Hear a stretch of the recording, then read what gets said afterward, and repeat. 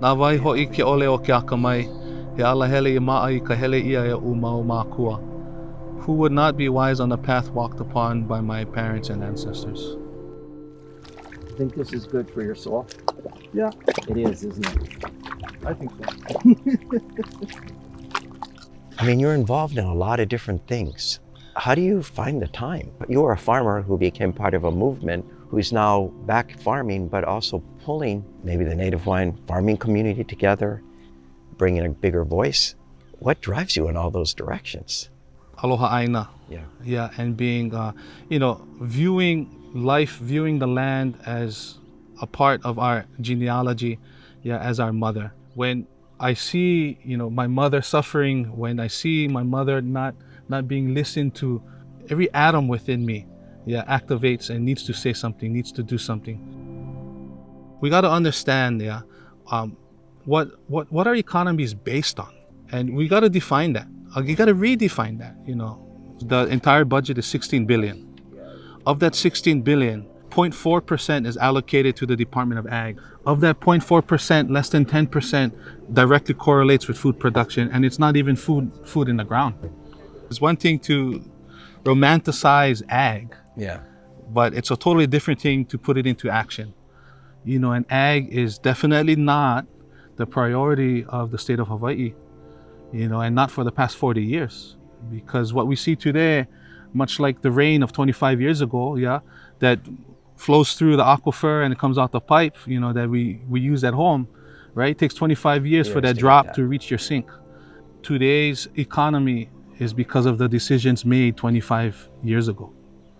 So we are in the situation today inherently because of the poor decisions That were made. Okay, so just looking at the top 5 crops in Hawaii, yeah, that agriculture produces, is that sustainable?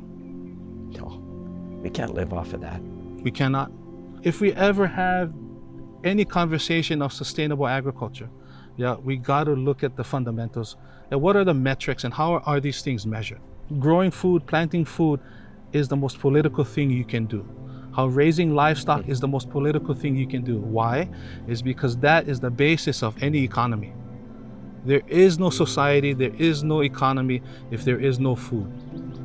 So if we can be politically independent or semi-independent by cultivating, propagating, and growing our own food, then we can start, right? We can begin the process of healing of the land, healing of its communities by, enabling communities to plant culturally relevant foods.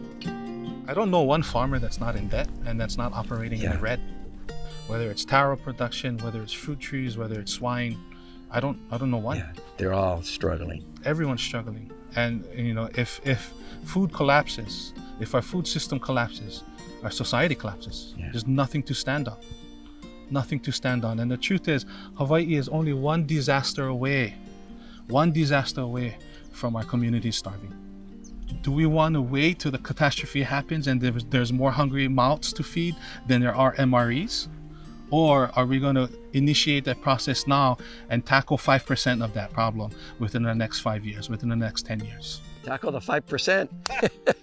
And then in the beginning, and then a lot more. No, you're right. Formerly known as Waimanalo Bay Beach Park is now Hunananiho. Yeah, is now reflects and reclaims that space of its traditional names, right? So you were a part of that, whether people want to believe that or not. And everything is about relationships in pilina, and that's it.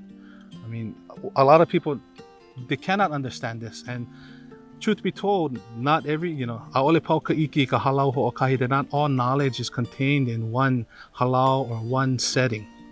Yeah, and that's the truth. A lot of people may not even understand why I'm sitting across you right now. However, this right here is not their canoe to sell. But truth be told, you and I are neighbors. Even though I live on Manala and you live Manoa, we're neighbors. We amongst the same island community, and we got to live amongst each other. Therefore, we got to have healthy relationships. I think it's part of that ongoing journey too. I learned a lot today from you. And I think I'm going to take it as I go forward in my discussions with others. You've taken me in a new direction. today. You took me in a new direction a while ago because I was willing to listen, but you were willing to listen too. And it quickly became apparent to me you were coming from a very spiritual place. And with that, my whole approach changed. And I realized there's much I need to learn that I was shallow on. And I think it's something that many people like me could learn. And if they learned it, I think we'd be better as a people. Being a farmer, it's a difficult profession. You know, where do you find the strength? I find the strength in responsibility, in kuleana, yeah. And I have 6 children of my own. When I look into the face of my children, yeah, when I actually look beyond that into their future, understanding that everything I do and say, you know, is the example that they'll have to walk the future. To my very core, all I'm trying to be is just a great ancestor.